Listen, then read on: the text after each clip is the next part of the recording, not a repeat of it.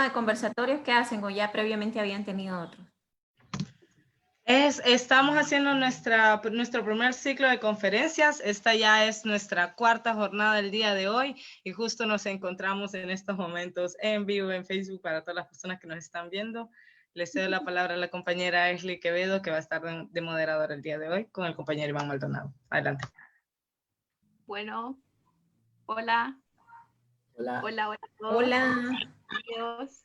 Sean bienvenidos a esta cuarta conferencia de este ciclo de conferencias que hemos tenido esta semana sobre la educación sexual integral, ¿verdad? Como una apuesta política como respuesta a la crisis del COVID-19 en nuestro país.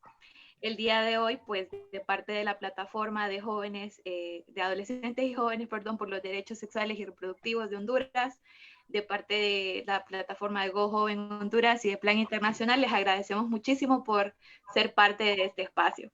Mi nombre es Ashley Quevedo, como ya lo decía la compañera Alexa, y el día de hoy vamos a estar moderando esta conferencia junto con mi compañero Iván Maldonado. Iván.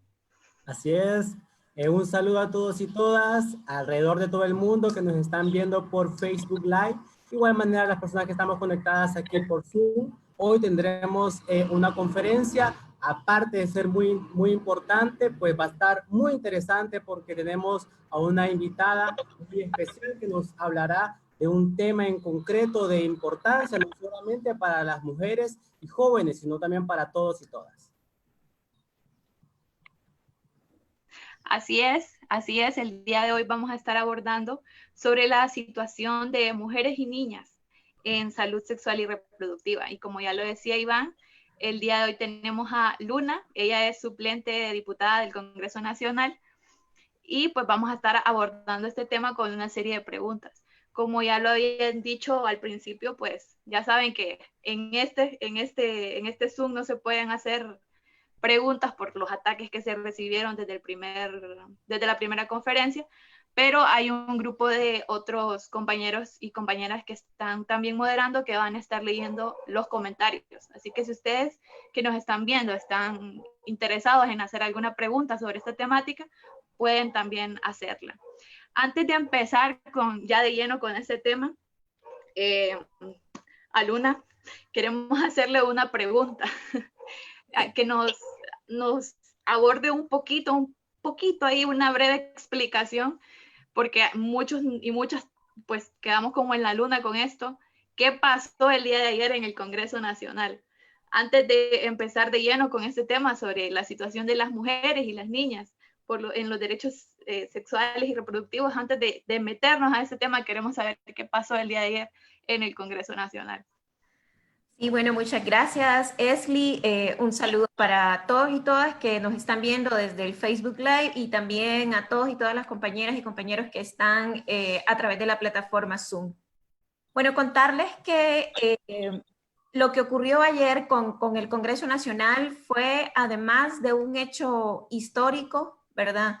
Histórico no solo por el sentido de que es la primera vez durante este periodo de supuesta democracia que vive Honduras, que se ha logrado convocar un Congreso, digamos, paralelo, ¿verdad? Al Congreso que ya sabemos todos y todas que preside Mauricio Oliva, y pues obviamente que está controlado por el Partido Nacional. A esta convocatoria de emergencia acudieron diputados y diputadas de la oposición, ¿verdad? Obviamente hay un grupo de liberales ahí pues que siempre se quedó sin participar, pero el objetivo principal era detener, ¿verdad? Que entrara en vigencia el nuevo Código Penal y solicitar pues la anulación del mismo. La reunión se hizo a través de amparándonos en el artículo de la Constitución que habla perfectamente de que se puede instalar una reunión extraordinaria con un número de 5 o más diputados en cualquier lugar del país, que estos lo decidan, y que se pueden aprobar leyes con 65 o más votos. Entonces, todo se hizo dentro del marco de la ley, esta convocatoria, con el objetivo de anular Se hizo una junta directiva provisional en ese momento, no porque la intención de la reunión haya sido instalar una nueva junta directiva, sino que así como es el procedimiento legal, que para hacer la anulación del nuevo Código Penal o de que entrara en vigencia ese Código Penal, se tenía que crear una junta directiva. Entonces ahí ustedes vieron que se eligió un presidente provisional, un secretario, y ahora estos compañeros y compañeras están con un requerimiento fiscal que han hecho pues, el Partido Nacional por acusar de usurpación de cargos públicos y otras cosas que son buenos para inventar. Debería de tener legalidad porque así lo dice nuestra Constitución, porque así lo dice la Ley Orgánica del Congreso Nacional, debería de tener toda la legalidad del mundo, perdón, la reunión o la sesión que se convocó, la sesión extraordinaria que se convocó el día de ayer. ¿Cuál es el procedimiento? Ok, se hizo el acta donde se pide la anulación de este Código Penal y luego de que se rectifique el acta, que fue por unanimidad, con la presencia de los más de 65 votos, creo que eran 67 votos los que habían en ese momento, de diputados propietarios, y los que no estaban los propietarios fueron cubiertos por sus suplentes. Y se envía al legislativo, perdón, al ejecutivo, o sea, a donde Juan Orlando, ¿verdad? Para que se acepte o no, y si se acepta, pues sea publicado en el diario La Gaceta. Se envió, ¿verdad? Fue justamente el compañero Jorge Calix quien estaba como en ese momento fungiendo como secretario de este congreso que se instaló ayer, el que envió directamente a Eval Díaz, ¿verdad? La anulación del nuevo Código Penal. Hubo respuesta, ¿verdad? De Eval Díaz, por aquí si me dan un segundito la voy a leer textual, que fue lo que Eval Díaz envió. Ya denme un chancecito porque aquí se los quiero leer directamente. Aquí está, ¿verdad? Este es el de Eval Díaz y dice, textual, he recibido en mi calidad de secretario de la presidencia un email de parte del diputado Jorge Calix que contiene una certificación de un decreto de abrogación del Código Penal. Esta carta y su contenido será analizada de conformidad con la Constitución y la ley. O sea, Eval Díaz la recibió, Presidencia recibió pues la certificación del decreto de abrogación que se hizo ayer en referencia al nuevo Código Penal. Claro, por otro lado está el Partido Nacional, ¿verdad? Diciendo de que el código ya entró en vigencia y está poniendo como ilegítimo todo el procedimiento que se hizo el día de ayer, todas las acciones que se tomaron ayer. Pero pues Presidencia ha recibido ya la correspondencia con la abrogación del Código Penal de parte de esa nueva junta. Probablemente, ¿verdad?, nos digan que es nula, o de repente digan de que van a aprobar el tema de la ampliación para que no entre en periodo, ya en vigencia, perdón, el nuevo Código Penal. Pero hay como siempre una batalla ahí, porque recuerden, compañeros y compañeras, que desafortunadamente la mayoría de las políticas y los políticos del país siempre ven de esa forma política. Entonces, pareciera que no es una guerra del Código Penal va a afectar al pueblo, sino que es, si dejamos que se anule este nuevo Código Penal, vamos a perder los nacionalistas, y va a ganar los de Libre, y va a ganar la oposición, y no nos podemos dejar ganar.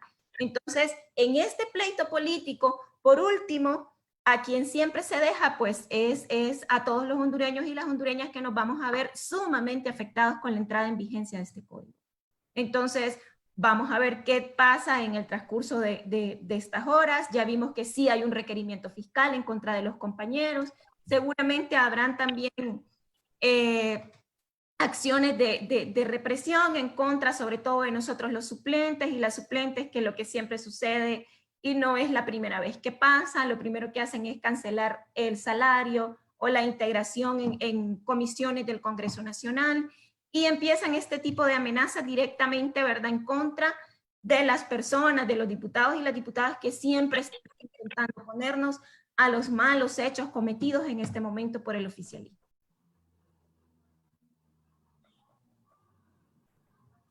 No sé si hasta ahí o algo más, Elsie, que quisieras agregarle.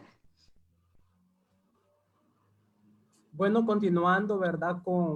Ya vamos a entrar a lo que va a ser en materia acerca de la conferencia de esta tarde. Así que vamos a empezar con la compañera Esli, que va a iniciar dando las preguntas ya puntuales acerca de esta problemática. Compañera Esli. Bueno, vamos a empezar, ¿no? Hablando de este tema de la situación de las mujeres y las niñas por la salud no sexual y reproductiva. Entonces, en este contexto, queremos saber si se ha modificado la violencia hacia las mujeres y hacia las niñas. Modificado actualmente, en pleno 2020, podemos decir que la situación de la violencia contra mujeres y niñas, yo creo que todos y todas sabemos que ha empeorado. Nos vemos en este momento frente a una pandemia que nos ha expuesto aún más lo vulnerable que las mujeres y las niñas somos en un país como Honduras y en general en América Latina.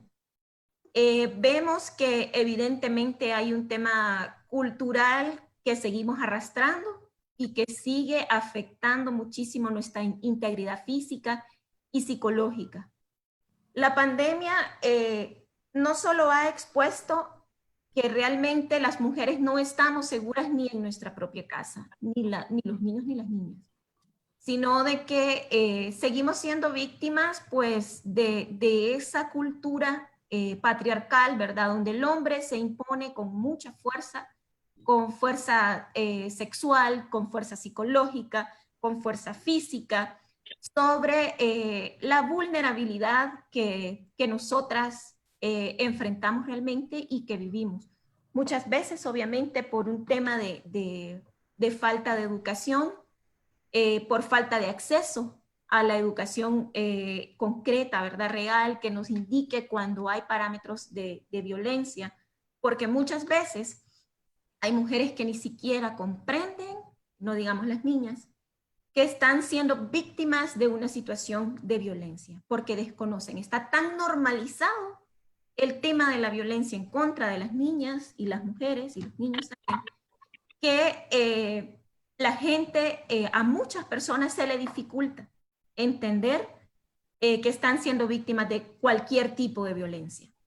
Entonces, no hay duda que sí, desafortunadamente, para mal, ha modificado la violencia en el tema de la cantidad de casos, del incremento de casos. Pero también vemos que hay un incremento en la parte de las denuncias.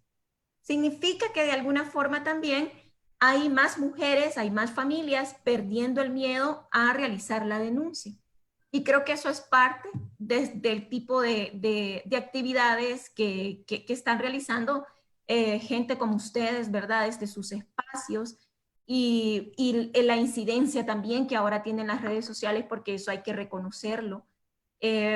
A veces incluso a través, fíjense, de memes o de cosas negativas, es como la información logra llegar a la gente. Por eso debemos ser muy astutos en la parte de comunicación y saber qué es lo que vamos a compartir o qué es lo que vamos a comentar, es porque esas son pequeñas cositas que también nos pueden ayudar a ir modificando la violencia. Entonces, definitivamente esas dos cosas. Uno, desafortunadamente el incremento de casos de violencia, y dos, que también vemos que ahora hay como un poquito de más pérdida del miedo a la denuncia. Sí, y también influye bastante el hecho de la cultura machista en la que nosotros vivimos, ¿verdad? Como dice, pero poco a poco se ha ido perdiendo el miedo y también los espacios donde las mujeres pueden ir a interponer sus denuncias ahora son más, ya no era como antes, que antes solo existía, por ejemplo, la policía, por decirlo así, ahora ya hay más espacios donde las mujeres pueden expresarse. Y en base a esto, ¿usted conoce algunas iniciativas estatales o gubernamentales que apoyen a estas mujeres que sufren violencia? Bueno, sí, la verdad es que nosotras como diputadas de la bancada del Congreso, ¿verdad? La bancada de Libre, y otras compañeras también, nos hemos sumado a presentar proyectos tanto de emergencia como proyectos de ley durante el transcurso de la legislatura para poder contribuir a disminuir, ¿verdad? Y a erradicar la violencia familiar, la violencia de género, la violencia contra las mujeres. En mi caso en particular, yo presenté un proyecto de ley que se titula así exactamente, Ley de Emergencia para la Atención y Concienciación contra la Violencia de Género e Intrafamiliar. Lo interesante de esta ley es que presenta o propone la figura de guardias comunitarios, así se llama, guardias comunitarios contra la violencia familiar. ¿Qué se pretende con que exista la guardia comunitaria contra la violencia familiar? Es que nosotros y nosotras seamos capaces de instalar en los barrios y colonias estas figuras de guardias, ¿verdad? ¿Qué significa? De que líderes y lideresas de barrios, colonias y comunidades tienen que tener, además de la capacitación, el entrenamiento, deben de contar con material y deben de detectar casos de violencia que están sucediendo cerca de su comunidad, su barrio y su colonia, aprender a denunciarlo. Asimismo, la parte del abuso sexual. Si conocen una víctima de abuso sexual, cuáles son los pasos a seguir para hacer una denuncia, qué se tiene que hacer para atender a este niño, niña, una mujer que es víctima, dónde hay que ir primero, por qué no tiene que bañarse, por ejemplo, cómo conseguir incluso anticonceptivos de emergencia para esta niña o para esta mujer que ha sido violentada, ¿verdad? Continuar con un proyecto de tratamiento psicológico y, por supuesto, hacer que su agresor pague con todo el peso de la ley el acto que ha cometido. Pero necesitamos esta figura de guardias porque hay mucho silencio siempre, ¿verdad? En barrios y colonias, yo creo que más de alguno o alguna que nos está viendo en este momento sabe del vecino que le pega a su esposa, sabe de alguna niña que ha sido víctima de abuso sexual, sabe del padrastro que está golpeando al niño, pero no tenemos esa cultura de denuncia y mucho menos la cultura de poder tener esa empatía, de poder atender, de poder ayudar, de poder colaborar. Muchas veces por el miedo, ¿verdad?, de que nos vaya a pasar, y otras pues por simple desconocimiento. Entonces, con esta ley que presenté en el Congreso Nacional, lo que solicitamos es, bueno, que se cree primero una mesa de trabajo técnica para ver la violencia como una emergencia también. No solo el COVID es una emergencia, en este país hay muchísimas emergencias, pero una de ellas también es el tema de la violencia intrafamiliar y de la violencia contra la mujer. Entonces, hemos pedido que se instale esta mesa técnica de trabajo con personas, organizaciones feministas, con autoridades, ¿verdad? Con la misma representación ciudadana, pero de verdad, ¿verdad? No aquellos que dicen que representan a la sociedad civil y a saber a cuál sociedad civil será, porque yo creo que está muy lejos de poder representarnos. Entonces, además de esto, pues obviamente que se haga una campaña de comunicación masiva para concientizar sobre estos temas, para aprender justamente lo que decíamos antes, identificar cuáles son los tipos de violencia, identificar cuándo estamos siendo violentadas, identificar cuándo mi vecino, mi vecina está siendo víctima de abuso y capacitar permanentemente a estos guías comunitarios, tanto con material para que puedan distribuir, como tener a mano, ¿verdad?, la inmediatez de saber a qué organizaciones acudir, a qué número llamar en caso de una emergencia, si es de la policía, si se ocupa el Ministerio Público, o si necesitamos una casa refugio para poder trasladar a estas personas que son víctimas y que muchas veces siguen dentro de esos círculos de abuso porque no tienen ningún otro lugar a donde poder irse, no tienen un techo que los acobije, y entonces ese es uno de los principales miedos por los cuales se quedan siendo víctimas. También, pues, la compañera Olivia Marcela Zúñiga Ella ha presentado otro proyecto de ley que creo que se va a lograr discutir en los próximos días para que se puedan habilitar una línea de acción, ¿verdad? Para atención en casos de violencia doméstica y violencia intrafamiliar, y es que la línea 114 quede habilitada exclusivamente para tratar estos casos. Como ustedes saben, llaman al 911 y el 911 está muy pendiente de que si es que alguien tiene COVID, y le están dando más prioridad al tema de la pandemia que al tema de la violencia intrafamiliar y la violencia contra la mujer. Entonces, teniendo esa línea 114 habilitada, vamos a poder también socializar esa línea, ¿verdad? Que el niño, la niña, la vecina, el vecino sepa que cuando escucha cualquier caso de violencia que se esté suscitando dentro de su comunidad, su barrio, su colonia, tengan la capacidad de denunciarlo. Pero para eso necesitamos educar, necesitamos poner muchísimo esfuerzo de nuestra parte, desde, por supuesto, las autoridades, hasta todos y todas como comunidad en general, y por supuesto brindar a estos guías la capacitación y los recursos, la logística que sean necesarios. Bueno, más adelantito cuando estemos haciendo las preguntas, me acaba de surgir una pregunta acerca de esta iniciativa. Pero algo que acaba de mencionar usted es muy cierto. En estos momentos se le está, o sea, el foco de atención en general en todo el país es el COVID. Pero sabemos que en muchos hogares hay mujeres, hay niñas, hay jóvenes, hay adolescentes que están sufriendo de violencia. Entonces, ¿existe algún presupuesto o algún financiamiento de parte del Congreso para que pueda crear como casas refugios que sirvan en este tipo de situaciones? En este tipo de situaciones donde pues prácticamente es un tema que está siendo invisibilizado y es un tema bastante vulnerable. Sí, bueno, como todos sabemos, el Congreso ha aprobado más de 9.000 millones de dólares para la atención más de 900.000 millones de dólares para la atención del tema del COVID. Lo que pasa es que, imagínense, si ni siquiera están atendiendo ni abasteciendo a los hospitales con el material de bioseguridad que se necesitan, no se están acordando, como ya lo decía vos, Esli, de atender un tema tan importante como la violencia familiar, sino que más bien lo invisibilizan.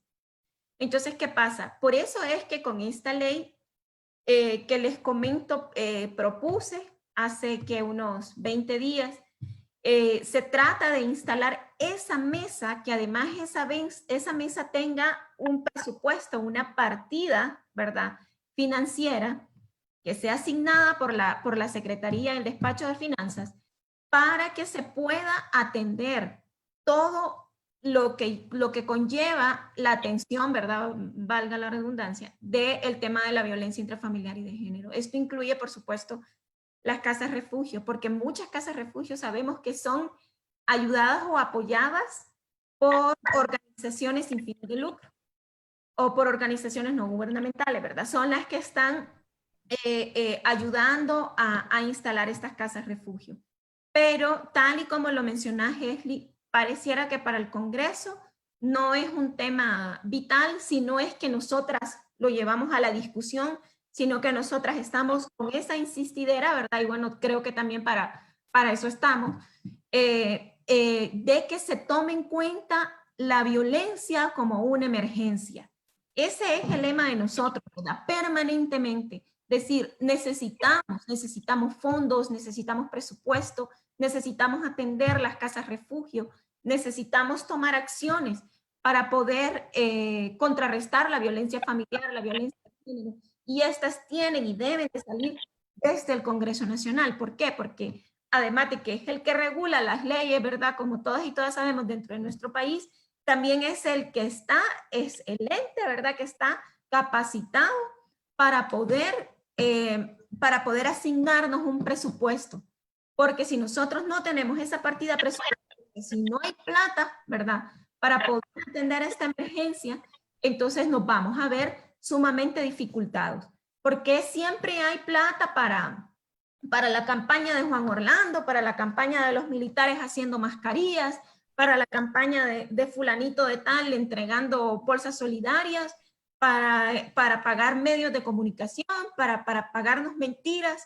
¿Y por qué no hay presupuesto para atender una emergencia tan vital como lo es el tema de la violencia familiar? Si es que en la familia, como lo hemos aprendido desde tercer grado, es el núcleo, es la base de la sociedad, independientemente de cómo esté conformada. Si nosotros no estamos invirtiendo en poder solidificar la figura de la familia, más allá del tema de las palabras conservadoras, de que si el matrimonio, que esto, que lo otro, sino de la integridad humana dentro de la familia, entonces lo que vamos a seguir teniendo es una sociedad como la que tenemos hoy en día, que es un despelote entre violencia, entre abuso sexual, y ahí por ahí que aparecen hasta diputados y diputadas apoyando leyes donde disminuyen penas por la pedofilia, por la pornografía infantil, una total locura lo que sucede en este país.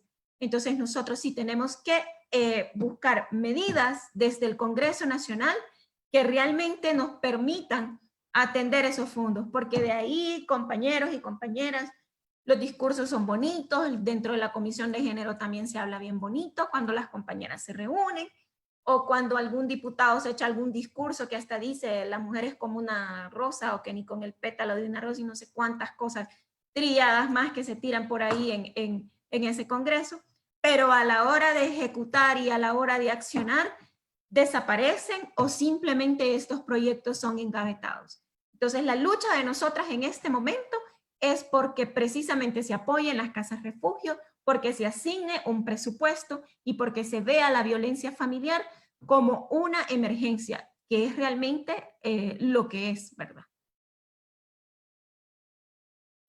Bueno, tenemos una pregunta de Facebook que dice que qué pasó con la ley contra la violencia hacia la mujer. O sea, ¿dónde está esa ley? Bueno, recuerden que ahorita en este momento tenemos una ley, ¿verdad? En vigencia, obviamente, que encarcela, ¿verdad? Al abusador, que se puede denunciar, que se puede llevar preso, y es la que creemos sigue vigente. Recordemos que ahorita la coyuntura precisamente es lo que sucede con la entrada en vigencia del nuevo Código Penal, donde estas penas son reducidas y un abusador, o sea, un golpeador, ¿verdad?, de mujeres, de estos machos, puede pagar esto, según este nuevo Código Penal, yendo a hacer trabajo comunitario, o puede conmutar su pena, que eso lo que significa es que puede pagar una cosa como 10 lempiras, que al final lo que le sale es una multa entre 500 y 2.000 lempiras, para no ir preso. Y ya sabemos la historia, que este abusador puede regresar, ¿verdad? Y atentar contra la vida de esta mujer que lo ha denunciado. Entonces, la ley está, ¿verdad? O sea, hay una ley ahí que nos prohíbe a los hondureños y las hondureñas, pues, violentar a una mujer, violentar a un niño, pero es lo que pasa, pues, que la ley está ahí colocada, está escrita, y nos cuesta primero la denuncia, luego que la autoridad atienda la denuncia, luego que se cierre el ciclo, ¿verdad?, con el Ministerio Público, que se meta preso, que se cumpla todo este ciclo que significa colocar o interponer una denuncia por el tema de violencia intrafamiliar o violencia contra la mujer. Ahora bien, por eso es que ustedes van a ver a las organizaciones feministas en alerta, a muchas mujeres políticas, a muchos y muchas jóvenes, como el caso de ustedes, ¿verdad?, que integran esta plataforma, sumamente preocupados y alertados y alertadas por este tema del nuevo Código Penal, porque no es algo que nosotros nos hemos inventado, que nosotras hemos dicho, ay, no, es que queremos hacer show y las feministas estamos ahí siempre queriendo ver cómo nos oponemos a todo y como los de Libre, ahí están ellos apoyando porque les gusta oponerse a Juan Orlando y a lo que hacen. No, es que realmente ese nuevo Código Penal es terrible. Imagínense con la ley que tenemos ahorita, todas las denuncias que hay a diario que son más de 500 denuncias diarias las que se tienen por el tema de violencia. Se pueden imaginar ya con un código que le dice al abusador, no, papaíto, si usted le puede pegar ahí a su mujer, a sus hijas, y lo que va a ir a hacer es a barrer calles o pagar 500 pesos o 2,000 pesos, que el mismo vecino que le ayuda a pagar las caguamas con las que se embola para que después le vaya a pegar a su mujer, le va a ayudar a pagar. Porque esa es la realidad de nuestra sociedad. Y teniendo leyes que son un poco duras, esta gente no tiene miedo de ser abusadores porque saben que la ley, pues a la ley, ahí está la ley, no sé para qué, para defender corruptos muchas veces. Y no digamos teniendo un código penal blandito, ¿verdad? Que le dice, abusador, venga. Y lo que dicen los expertos que hicieron ese código es que es la modernización de la ley. Es que entre más penemos algo, más lo cometen. Entonces, si entendemos y entramos en la lógica de la modernidad europea, entonces en Honduras van a haber menos abusos. No es así, no es cierto. Entonces, la ley de violencia contra la mujer existe, pero en este momento está siendo sumamente atentada, violentada, con la entrada en vigencia de este nuevo código. Y por eso es que todas, y también muchos compañeros que nos han acompañado en esto, estamos sumamente preocupados y preocupadas.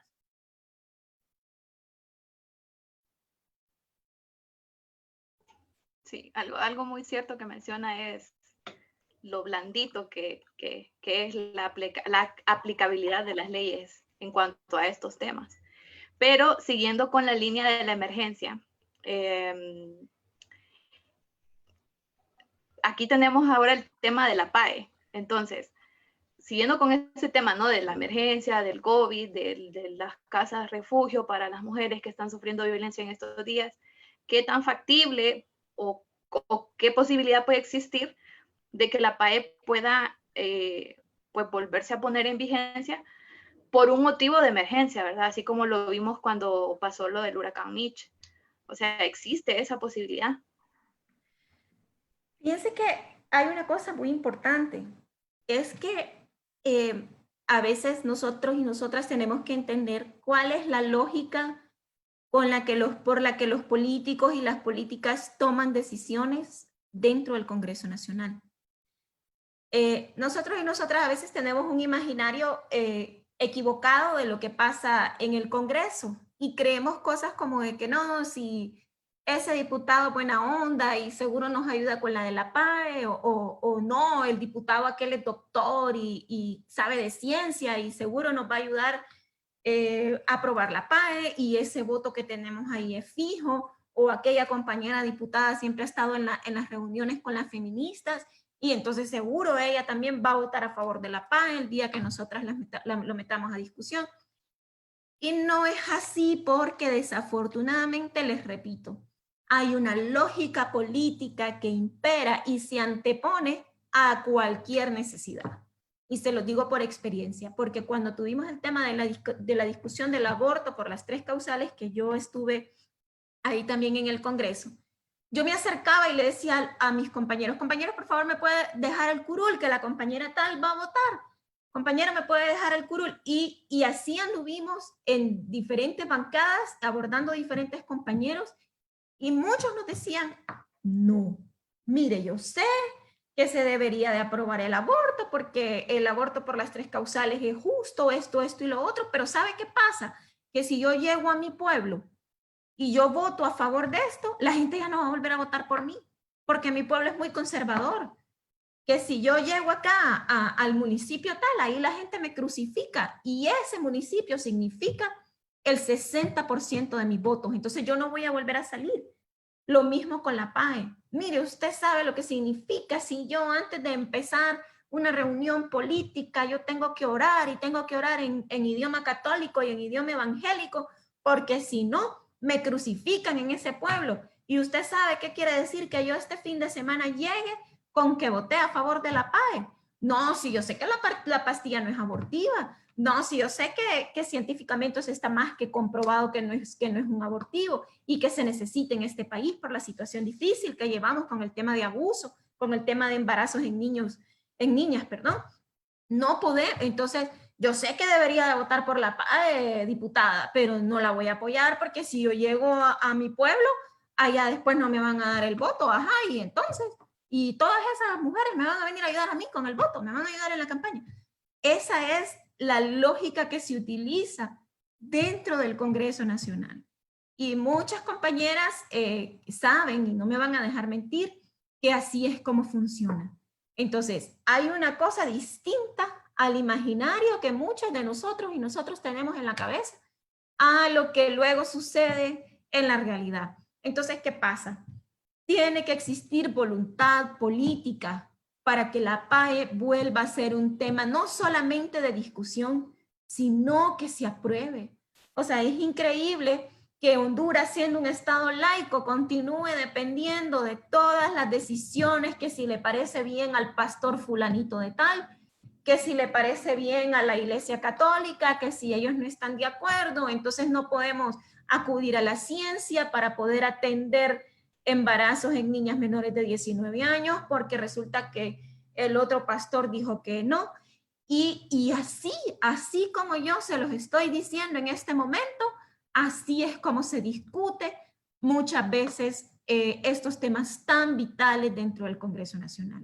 O sea que ustedes no se imaginen de que le pueden llegar a tal diputado con una súper exposición científica explicándole cómo funciona la PAE, porque quizás el tipo ya lo entiende y muy bien, pero como eso lo que va a hacer es perderle votos, entonces él es muy frío y muy calculador y dice, no, yo ya le entendía esto, yo ya sé que está bien, y de todos modos, si a alguna hija o alguna familiar mía le sucede, yo sí tengo acceso para poder atenderla, entonces no me interesa, quiero volver a ser diputado y quiero llegar a ser alcalde o quiero llegar a ser presidente, tal cosa, entonces ahorita a mí lo que me conviene es votar en contra, porque la sociedad hondureña es conservadora, porque necesito a la iglesia de mi parte, entonces voy a votar en contra de la PAE y de todo lo que tenga que ver con el tema del aborto. ¿Que la discusión de la PAE puede llevar a volverse al Congreso Nacional? Sí, sí puede llevar, sí hay también como ese espíritu de poder discutirla. Por supuesto, se puede discutir, se puede hablar, hay que seguir en esas campañas jóvenes que se están realizando con el tema de la PAE, hay que insistir permanentemente, es una bandera que no podemos dejar, porque no es una cosa de que, ay, ahí andan con el pañuelo verde queriendo abortar y queriendo hacer que todo el mundo aborte, no es eso, es que vivimos una situación difícil de abuso sexual, de niñas que se quedan sin poder seguir estudiando porque salen embarazadas, de cuántos niños abandonados vemos porque no hay forma de poder atenderlos. Y todo esto se puede evitar, ¿verdad? El trauma que podemos evitarle a una muchachita que ha sido abusada sexualmente si la atendemos, le hacemos su revisión física, los exámenes correspondientes, la atención psicológica, y además con la inmediatez de poder darle una PAE que se utiliza en todo el mundo y decirle tranquila, que por lo menos no vas a tener, no se va a desarrollar ese fruto, ¿verdad? Del tema del abuso, de ese trauma que carga esta niña, porque hay una forma de prevención que no es un aborto, que no le va a suceder, ¿verdad? Nada físico, no le va a alterar sus órganos, como dice mucha gente, que es que va a quedar estéril y no sé qué, no, eso no va a pasar. Porque vamos a informarla, porque vamos a informar a la sociedad. Entonces, puede haber ese espíritu de discusión, pero me preocupa lo que les comentaba, que se puede discutir, pero que por temas políticos, por tema de ganancia de votos, la pastilla nuevamente, la PAE, la píldora de emergencia, no vuelva a ser aprobada. Y sobre todo, ¿por qué? Porque ya vamos otra vez a un proceso electoral donde la mayoría de las personas que se sientan en esos curules del Congreso, en lo que está pensando, no es en la niña o la mujer que ha sido violentada, sino en cómo va a ganar votos para volver a sentarse en ese curul.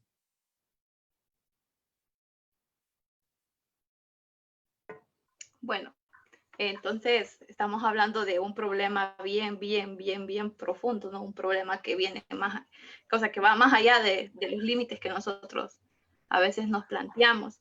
Y, o sea, en vista de esta falta de voluntad política de parte del Congreso Nacional, ¿Han discutido algún otro tipo de temas sobre los derechos sexuales y reproductivos de las niñas, mujeres, jóvenes, adolescentes? Porque, o sea, está bien, se niegan a discutir sobre la paz, se niegan a discutir sobre el aborto, pero que hay otros temas también que están detrás de eso, que también son de mucha importancia y que prácticamente encabezan, podría decirse que esto, como por ejemplo la educación sexual en el sistema educativo, ¿verdad?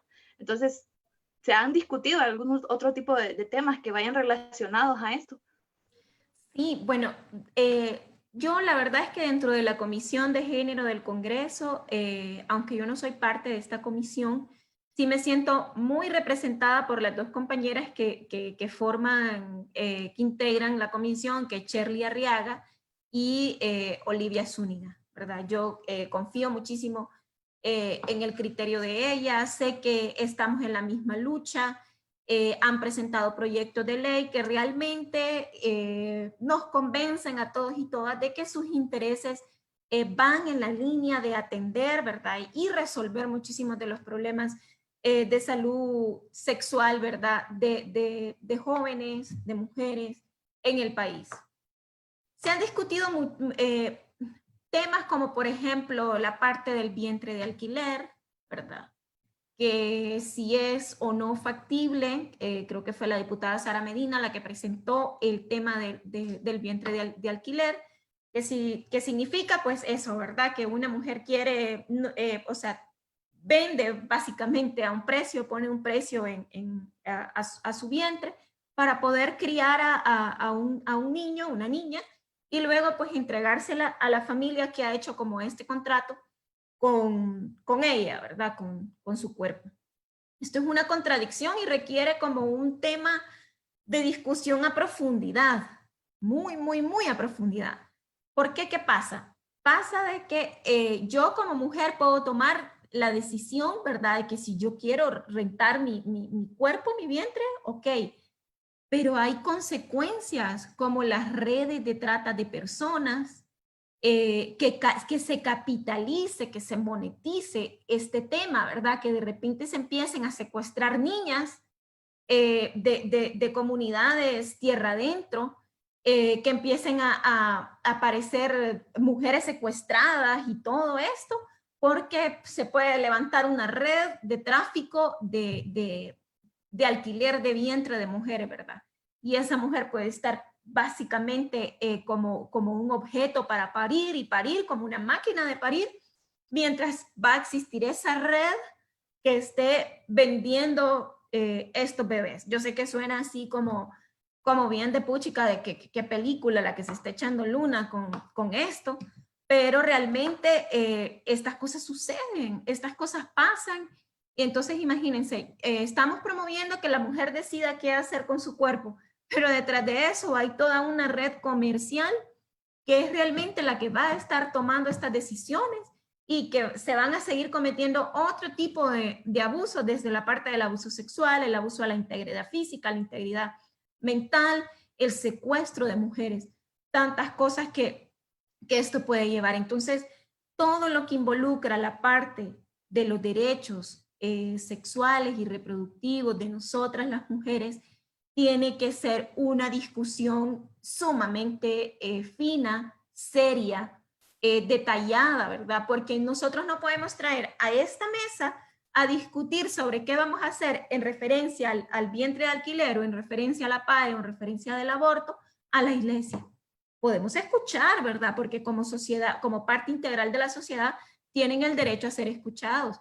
Pero una sociedad no puede dirigir los derechos reproductivos y sexuales de las mujeres basados en creencias religiosas. Es como que, siempre les pongo yo el ejemplo, es como que como que tuviéramos una invasión de musulmanes y de repente todos esos musulmanes un día se les ocurra imponernos sus reglas, imponernos sus costumbres, bueno, así como lo hizo los españoles, ¿verdad? Y la Iglesia Católica cuando llegaron a América. Sería solo que ahora, en la época moderna, ¿cómo vamos a reaccionar todos y todas? Vamos a decir, no, esas cosas a mí no me las pueden venir a imponer porque no son mis creencias.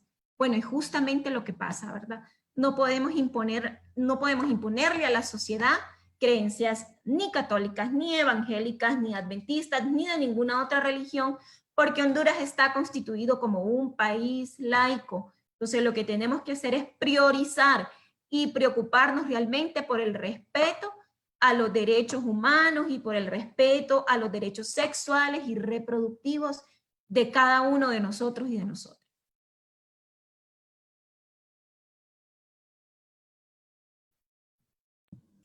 Hola, hola. Hola. Me toca a mí ya, Esli. Bueno, pues ahora voy yo, Luna. Hay cosas que a lo personal me generan mucho ruido, ¿verdad? Porque sabemos de que son en el Congreso Nacional, lamentablemente son pocos los funcionarios y las funcionarias que abordan estos temas, sobre todo que están a la Defensoría de los Derechos Sexuales y Reproductivos. Una de las primeras preguntas que tengo es que si las y los funcionarios públicos han estado capacitados a lo interno del Congreso Nacional en el tema de género. Bueno, en cuanto a eso, la verdad es que las invitaciones a las capacitaciones que nos llegan a nosotras y nosotros dentro del Congreso siempre son por organizaciones no gubernamentales. Siempre hay un trabajo bastante consecuente, ¿verdad? De estas organizaciones a donde se nos invita a participar en foros, a participar en talleres, a participar en seminarios, para que podamos abordar el tema de los derechos sexuales y reproductivos. Ahora bien, dentro del Congreso como tal, no. Siempre las iniciativas son externas, ¿verdad?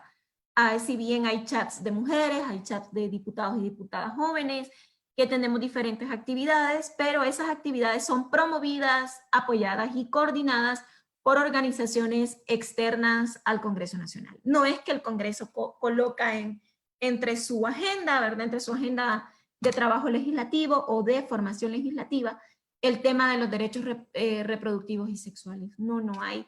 Se supone que para eso también deberían de apoyar un poco las comisiones, como la parte de la Comisión de Género o la Comisión de Familia, que deberían de atender también o de promover este tipo de talleres, de capacitaciones dentro del Congreso, pero no ocurre.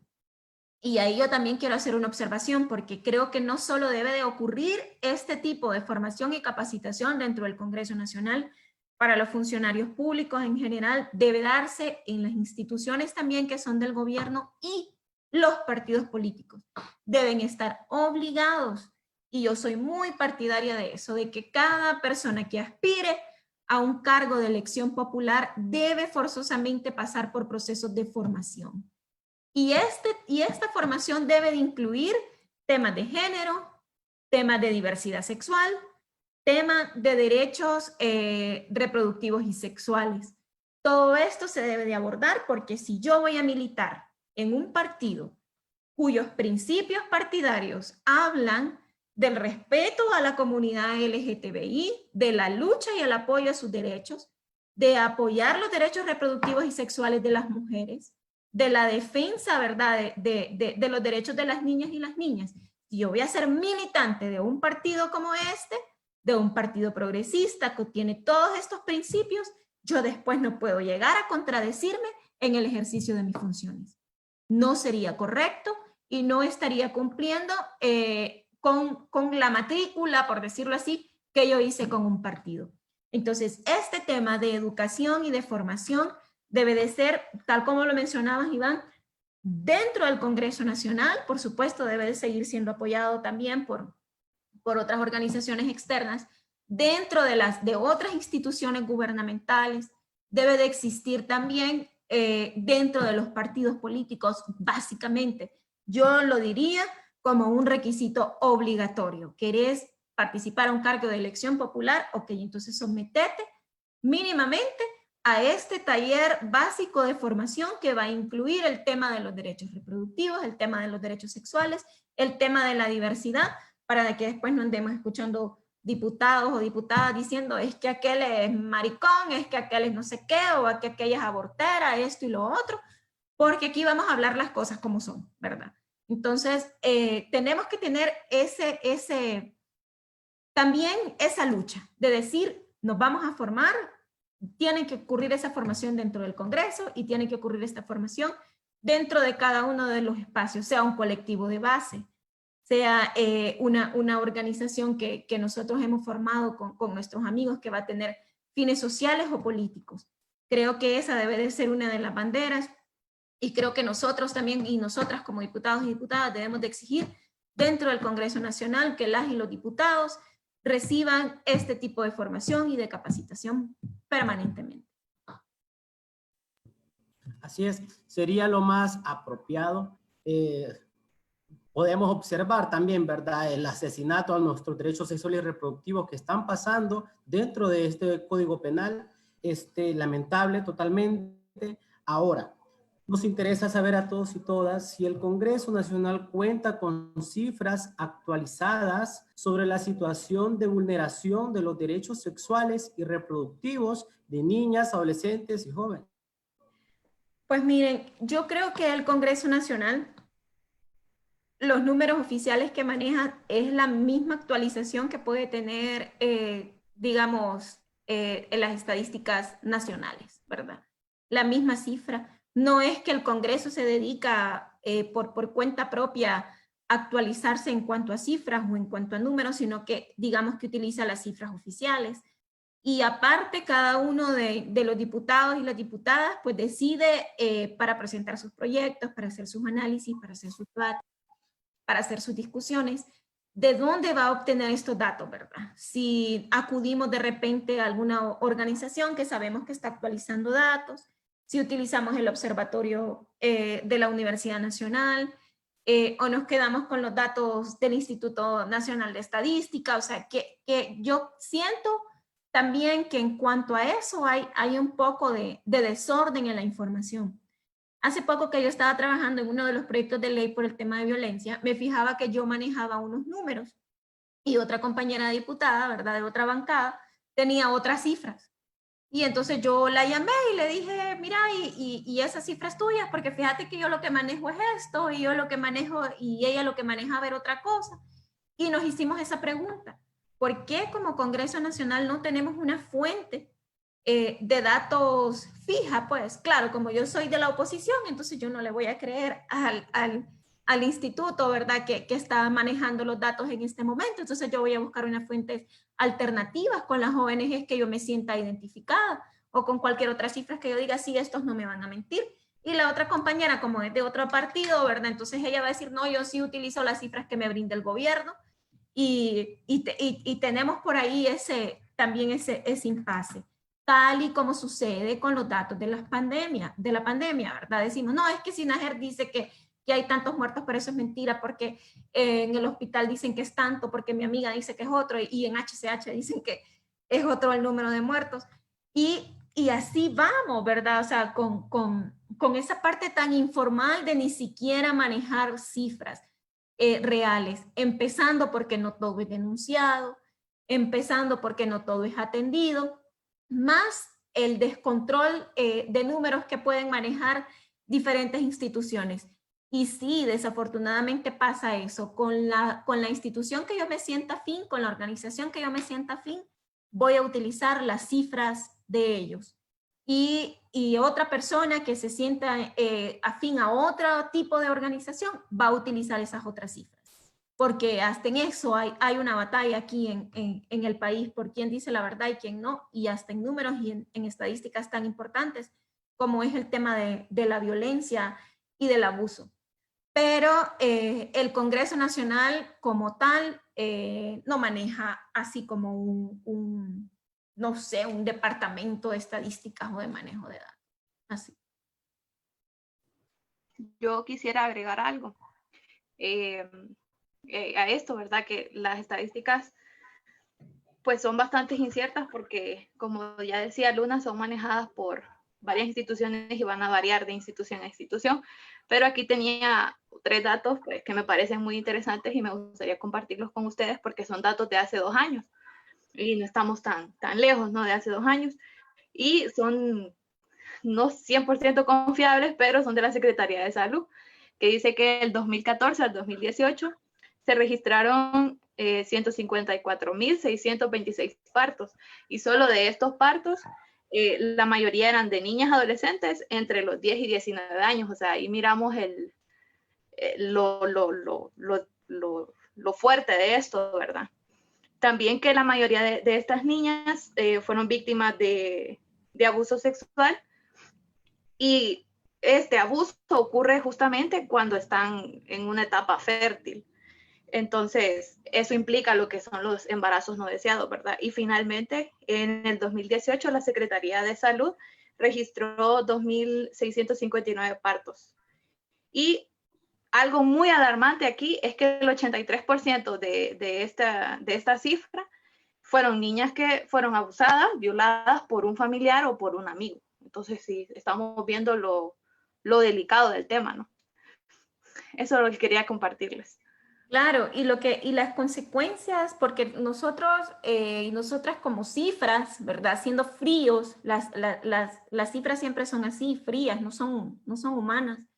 Pero nosotros hablamos de 2.000 y pico de embarazos de niñas a partir de los 10 años. Imagínense todo lo que una niña de 10 años puede arrastrar emocionalmente, pariendo. Y no solo el ejercicio de parir, que es un gran esfuerzo físico y psicológico, sino criar, la parte de la crianza, ¿verdad? Porque a veces nos quedamos solo en eso. Es como, eso es un número, sí, hay 2.000 y pico de niñas pariendo, niñas menores de 19 años, niñas de 15 años, niñas arriba de 10 años que están pariendo. Y hay abuso sexual y son víctimas de abuso. Entonces, trabajamos en la campaña esta de prevenir, por supuesto, porque la prevención es lo más importante, pero después como que se nos olvida el qué pasó con estas 2.000 y tanto de niñas que parieron. ¿Qué pasó con sus criaturas? ¿Qué pasó con ellas? ¿Continuó el abuso? Hay niñas que llegan a los 20 años pariendo 4 hijos, todos siendo víctimas de abuso sexual. Entonces, la pusimos en una cifra como que fue abusada a los 12 años y parió, pero de ahí se nos olvidó. Y a saber qué pasó con su crianza, a saber qué pasó con su criatura y a saber qué pasó con el abusador y qué pasó con los siguientes cuadros de violaciones sexuales que pudieron haber ocurrido. Las cifras a veces hacen eso, ¿verdad? Deshumanizarnos y hacer que trabajemos enfocados únicamente en eso, enfocadas en decir, ay, estas son las niñas que están siendo violentadas y abusadas y qué mal, entonces vamos a bajar la cifra. Pero después no le damos seguimiento. Entonces, por eso necesitamos también nosotros esa creación de leyes, por supuesto, la prevención es importante, pero la atención porque ya tenemos un fenómeno que está ocurriendo. En este momento, ahorita nosotros y nosotras estamos conversando y hay una niña que está pariendo y hay otra niña que está siendo víctima de abuso sexual y hay otra niña que está llegando con otra criatura en sus brazos. Entonces, la campaña de cuidado, de atención a este tema debe de ser integral desde la prevención hasta el apoyo continuo. ¿Cómo vamos a hacer para que estas niñas vuelvan a integrarse socialmente, para que vuelvan a educarse, para que sean laboralmente activas, no explotadas, sino que puedan integrarse a la parte laboral? Entonces, es una dinámica bastante compleja. Honduras le debe muchísimo a nuestras mujeres, a la juventud, a la comunidad LGTB. Es un país que está sumamente en deuda en un montón de cosas y sobre todo con la parte de los derechos humanos y no digamos los sexuales y reproductivos.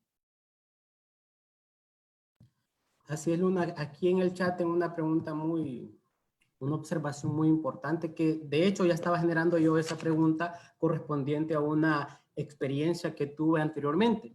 Y es que nos dicen, en Honduras Además, falta el análisis de esas afectaciones si sos una niña embarazada, pero además si sos indígena, negra o tenés una discapacidad motriz de desarrollo. Y una cosa muy importante, Luna, es que en Honduras poco se habla de la violencia contra la mujer, pero no se habla acerca de la violencia contra la mujer que sufre una discapacidad, que tienen una discapacidad.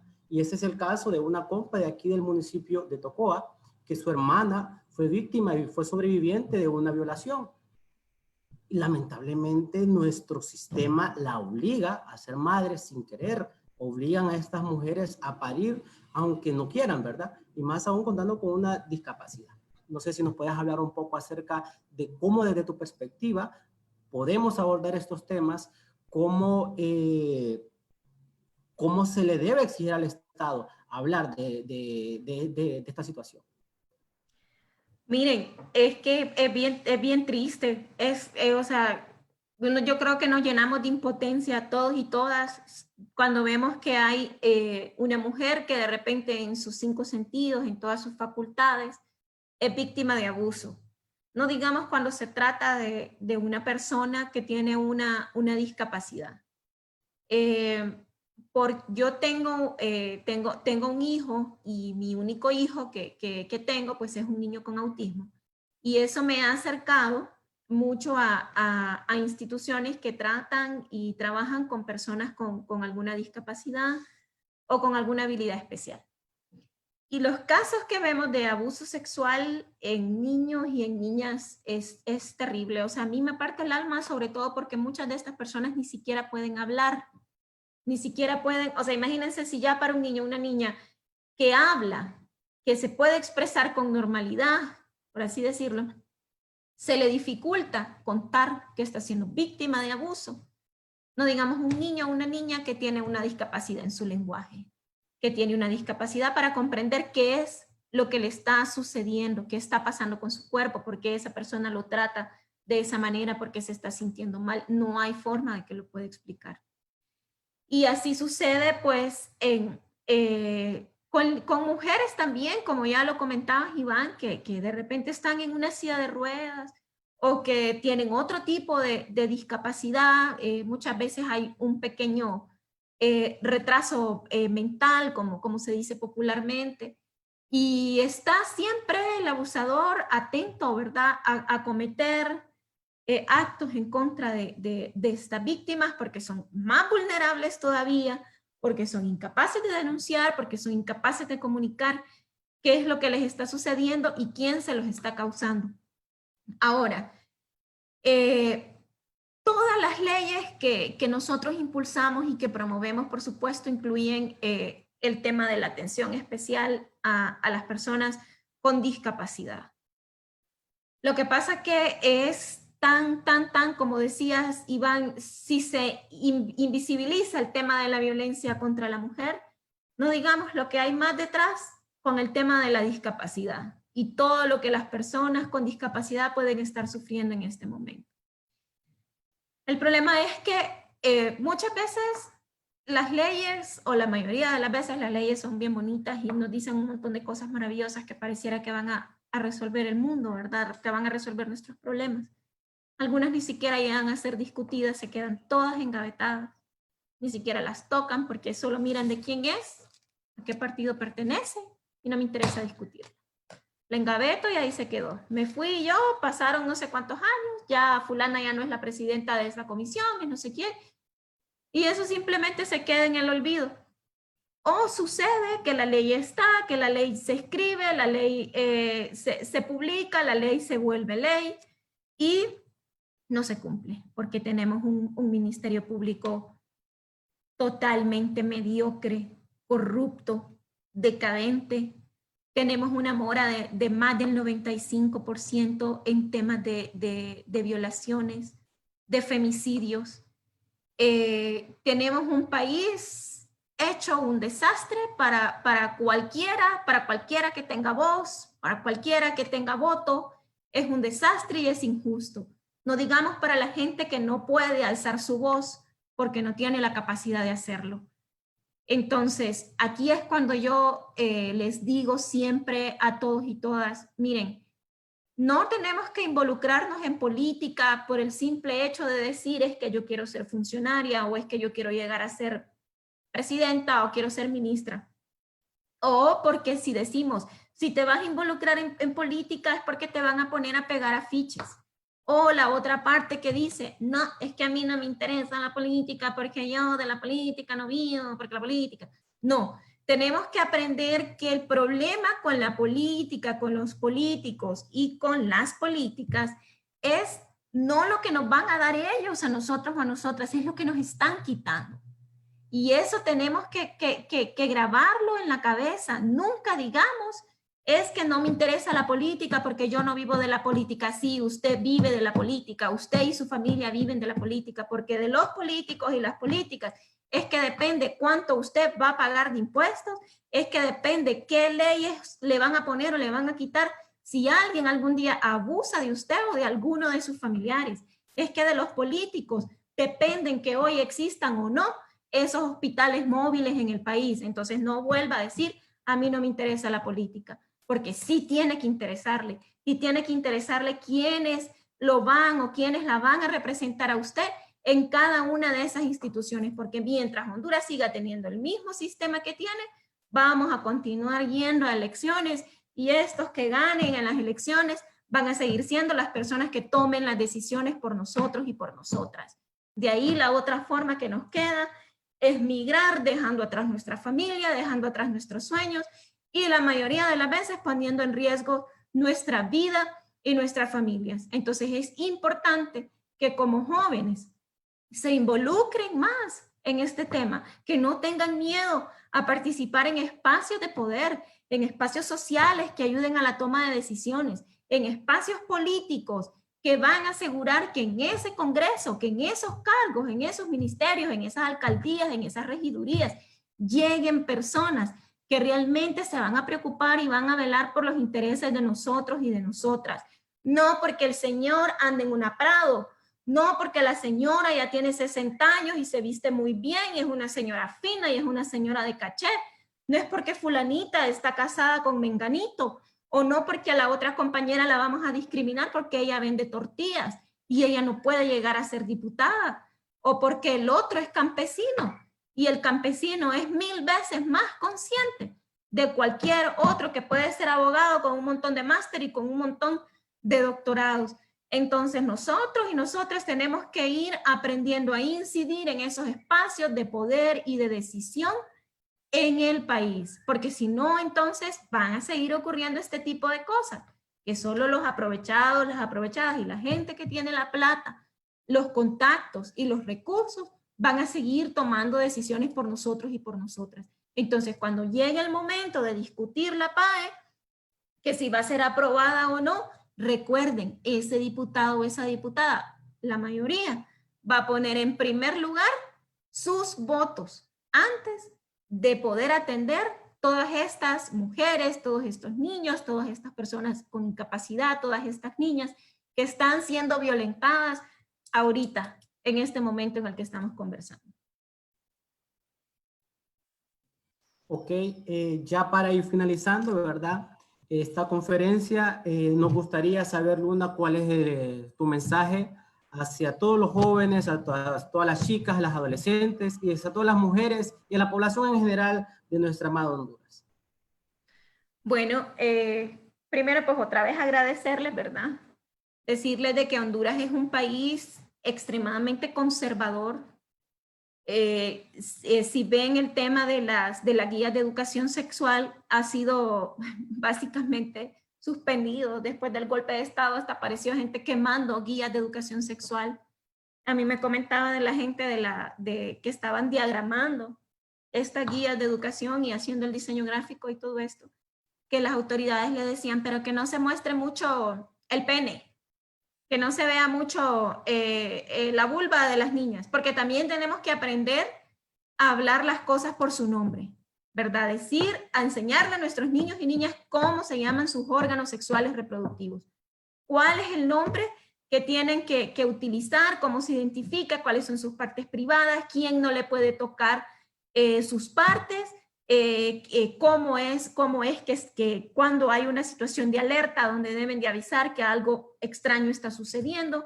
Todo esto es parte también de la educación y del cuidado y de respetar los derechos sexuales y reproductivos de nuestros niños y niñas. Que aprendamos a educarlos y a decirles las cosas por su nombre. Entonces, imagínense un país en donde dicen, vamos a crear una guía de educación sexual, pero primero nos vamos a sentar con la confraternidad evangélica a ver si está de acuerdo, a ver si le gusta la laminita esta donde señala las partes reproductivas de los niños y las niñas, porque si no le gusta, entonces la vamos a quitar y no vamos a poder continuar con su producción. Entonces, Honduras es un país así funciona. No porque se ve mucho las partes del niño, no porque se ve mucho la parte de la niña, y no queremos que los niños anden ahí con picardías riéndose dentro de sus clases si alguna vez lleguen a ver estas guías. Así de conservador y así de limitados estamos en cuanto a la parte de la educación sexual y reproductiva. Pero imagínense que metemos presa a una niña de 14 años o la sometemos a un proceso legal a una niña de 14 años o a una mujer de 20 años, de 21 años, que ha sido violada y que queda embarazada e intenta interrumpir su embarazo. Entonces, no educamos y condenamos, ¿verdad? Así está complicada la cosa en Honduras. Y todos y todas debemos de estar conscientes de eso. Y por eso es necesario que continuemos trabajando. Mi mensaje es ese, que nos eduquemos, que acudamos a páginas, a instituciones como ustedes que siempre están manejando muchísima información valiosa, porque la deuda que como hondureños y hondureñas tenemos con nuestros jóvenes, con nuestros niños y niñas, como les decía, con la comunidad LGTBI, miren, una denuncia, si una persona, un gay, un transexual, va a colocar una denuncia de abuso sexual, la autoridad ni siquiera lo atiende. O sea, porque son deshumanizados completamente. Si una prostituta no puede hablar de abuso sexual, según la lógica social de este país, una prostituta no tiene derecho a interponer una denuncia de abuso sexual. Entonces, es difícil, es muy difícil las situaciones que vivimos en el país y somos nosotros, nosotras, sobre todo ustedes que están mucho más jóvenes, los llamados y las llamadas para que la situación en este país cambie.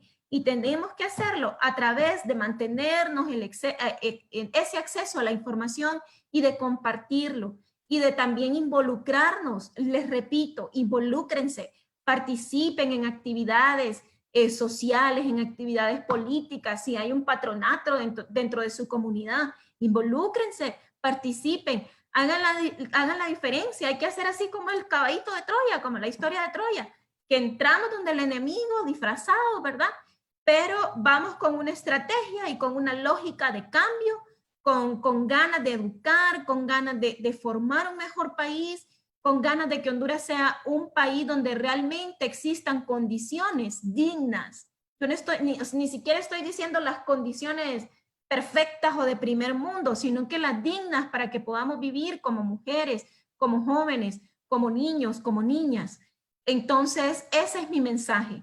Aprendan a involucrarse, a compartir la información, a educarse, abarquen espacios de poder y así, ¿verdad? Como dicen los memes, hay que ser empoderados, empoderadas y decirnos, vamos a realmente hacer el cambio y no nos vamos a quedar desde atrás de mi compu, desde atrás de mi celo, desde atrás de mi barrio, de mi colonia, viendo cómo las cosas suceden. Tenemos la capacidad de hacer que las cosas cambien, eligiendo las autoridades correctas, ocupando espacios, nuevamente les repito, de poder y de toma de decisiones, compartiendo información, creando espacios de discusión, organicémonos para discutir estos temas con nuestros amigos, detengamos de alguna forma el machismo, si mi amigo está siendo machista, si mi amiga está permitiendo comportamientos machistas, si mi mamá, si mi papá, no nos cansemos, no importa que si nos dicen feminazis, que si nos acusan de locas, de locos,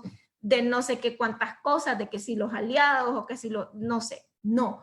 Tenemos que enfocarnos en eso, en difundir información real, en difundir información importante, información educativa que va a transformar porque eso tiene que ser la información y la educación transformadora y desaprender ese montón de cosas que hoy tienen a Honduras en estas cifras tan lamentables que cada día nos van hundiendo más. Entonces, organícense, edúquense, programen, compartan y sobre todo aprendan a ocupar espacios de poder donde tengan esa capacidad de poder incidir socialmente desde cualquier espacio y desde cualquier trinchera. Así es, bueno, ya finalizando, Luna, es un verdadero gusto y un verdadero placer para todos y todas haberte escuchado, profundizar estos temas, ¿verdad? Que muchas veces son vulnerabilizados en toda la sociedad, son vulnerabilizados para todas las personas, en todas las instituciones. Alexa creo que tiene algo que agregar antes de retirarnos. Sí, solamente muchísimas gracias, Luna, por el espacio, a todas las personas que nos están viendo, pero sí una compañera aquí nos está pidiendo de que visibilicemos una denuncia, aprovechando y también hablando de esta temática, entonces sí queremos también darle voz a esta denuncia. Nos dice la compañera textualmente: soy hondureña, Luna me conoce, actualmente vive en México, y aquí también las mujeres somos vulnerables ante tantas injusticias, más siendo extranjeros. Soy asilada política aquí, como joven de 22 años, he tenido persecuciones fuertes, pero aquí es difícil proceder ante alguna denuncia. Hace 2 semanas fui víctima de un acosador y no es fácil, y yo aún sigo mal por la situación dada. Ella pide que se haga la denuncia en este espacio y para ver pues cómo podemos aportar. También sé que hay muchas compañeras de organizaciones de defensoras de derechos de las mujeres y defensoras de derechos de migrantes que nos están viendo en Facebook, para contactarnos entre nosotros y ver cómo podemos hacer una red de acompañamiento también ante esta denuncia de una compañera. Igual ella ya dio su número de contacto para ir hablando para las personas que estén escuchando esto, que veamos una forma también de aportar y solventar, porque como venimos hablando en toda esta temática, ¿no? La situación de vulneración y de violencia, si bien es sistemática y es estructural, y el Estado y el patriarcado nos intenta mantener en esta opresión que vivimos, pues estos espacios también nosotros y nosotras los generamos para darnos acompañamiento y acorpamiento en este tipo de situaciones. Entonces también para enlazar con las y los compañeros que están viendo esta transmisión para intentar ayudar a nuestra compañera ahorita que está en México. Solamente agregar eso al espacio. Miren qué importante es esa parte también, ¿verdad? Hablamos del abuso entre mujeres, niñas, niños con discapacidad y el tema de nuestras migrantes. Imagínense qué situación más difícil, no solamente en ese cruce, ¿verdad?, de la frontera que puede haber, sino en otros países donde tenemos muchísimas compañeras, muchísimas mujeres que incluso también están con sus niñas o niñas que han nacido allá viviendo situaciones terribles, porque además son ilegales, y la soledad de ser migrante en un país, de no contar con nadie y de todavía, pues, como no somos legales, como se usa el término popular, no tenemos la oportunidad de denunciar o de ser escuchadas.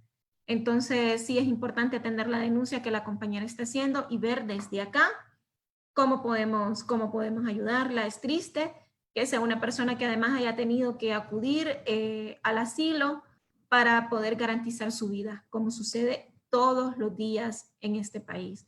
Cualquier cosa que desde acá se pudiera hacer, que pudiera hacer yo también desde este espacio, para poder ayudar, colaborar, por supuesto, yo estoy a la orden. Bueno, sin nada más que agregar, por lo que he visto, creo que hemos culminado esta jornada. Muchas gracias nuevamente, Luna, y de la parte personal, que te digo que la verdad me siento muy orgulloso saber de que tenemos personas buenas en el Congreso Nacional, representándonos a todos y todas y representando nuestros ideales y nuestras luchas. Sin más que agregar, pues de parte de la plataforma de adolescentes y jóvenes por los derechos sexuales y reproductivos de Honduras, de parte de Joven Honduras y de Plan Internacional, te agradecemos grandemente por profundizar estos temas, por ampliarnos, ¿verdad? Y por recibirnos con tanta amabilidad y por darnos un poco de tu conocimiento. Disculparnos también por robarte un poco de de tu tiempo. Sabemos de que sos una persona, ¿verdad? Que pasa bien ocupada, aún así en esta pandemia. Te lo agradecemos de todo corazón y de parte de todos y todas, un abrazo a la distancia, como escuché por un audio, hay un abrazo psicológico, ¿verdad? Y hasta vernos otra vez, hasta abrazarnos otra vez. Un placer. Así es. Muchas gracias a ustedes. Besitos de verdad para todos y todas. Encantada de haber estado y espero que no sea la primera vez, sino que me inviten para otras cosas y cuando tengan fiestecita también. Chao.